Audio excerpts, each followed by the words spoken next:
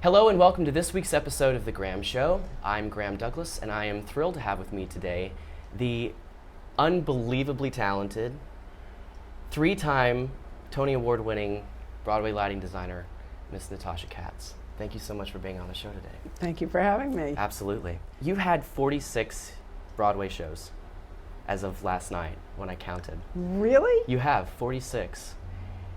I take it you still like your job? Oh my God, I definitely like my job. I didn't realize it was 46 shows. I do love my job, and honestly, I love it more and more every day. And part of that probably comes from a kind of, I used to be the youngest person in the room, and I'm not the youngest person in the room anymore. And that takes a little while to get used to, but along with that comes a kind of feeling of, at the beginning you kind of, do I really know what I'm doing? And now at least I have that in my soul, which is that I feel like I know what I'm doing. Sure, a confidence. So, yes, yeah, that would be a good word for it. Yeah, a kind of confidence. So that makes this all so much a different kind of pleasure, because there's great pleasure in also not knowing and in being worried, and which I still have all of that. Every single project is new, so every single project is filled with all sorts of uncertainty, but it's a different kind of uncertainty than what it would have been 20 years ago. It's the uncertainty of it's actually is the beauty of the creative process, which the uncertainty is the chaos of everybody trying to figure out what the show is, and the preparation and the relationships between all these people, and all of that is exciting and will continue to be exciting. What is it that inspires you about this business and keeps you in the game? That's a really good question. I think the definitely subject matter probably comes first. You know, that I started this wanting to actually make a difference in the world by working in the theater, which I think does make a difference. I think it makes a difference for young people, old people, middle-aged people. I think that art in general is probably one of our greatest peacekeepers that we have, and that culture for our community is a fantastic thing.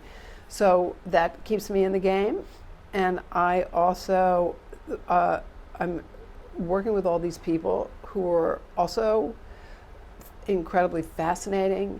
They have a frame of reference that's unbelievable, so you learn things all the time. Every single day I walk into the theater, I learn something new. Who could say no to something like that? Yeah. And then there are other little things that might be a little more boring for other people, but there's a kind of technology that's changed now, which has made lighting also change. So lighting is moved in a new direction, and that's all exciting to me also.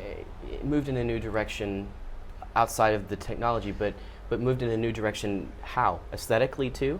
I definitely aesthetically. I mean, with more of this idea of projection and having screens on stage. Or otherwise. I think that's definitely one of them. I mean, we seem to be going through a big projection phase right now. I mean, the pendulum does seem to swing back and forth between a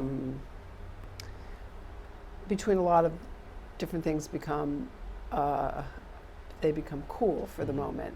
Kind of ebb and flow. Yeah, definitely an ebb and flow of certain things.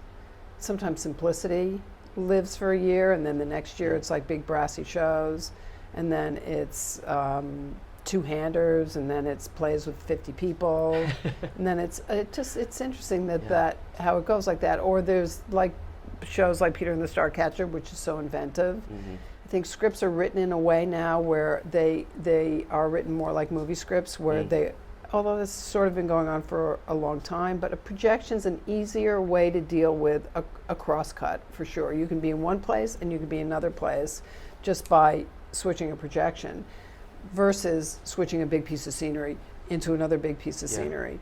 Or there's a time where it could just be a light cue moving to another light cue without projection, like a chorus line would be a perfect example of that. Right. Think of all the places that we go in a chorus line, and there's no projection in the show, and actually essentially no set. It's in a black box.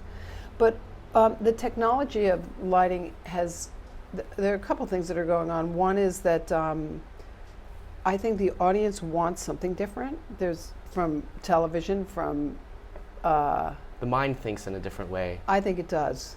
It's interesting from that point of view, not to mention one of my own shows, but that once absolutely. got so many Tony Awards That was my because next question. it is not a fast-paced show in that way. It is just telling everybody, you know what, you can sit here for 2.5 hours Yeah. and just kind of relax into this. Do you think it was the material that informed that, or do you think it was the direction? I think it was both. Definitely both. I don't think you can actually have one without the other. We'll be right back with Natasha Katz. Stay tuned.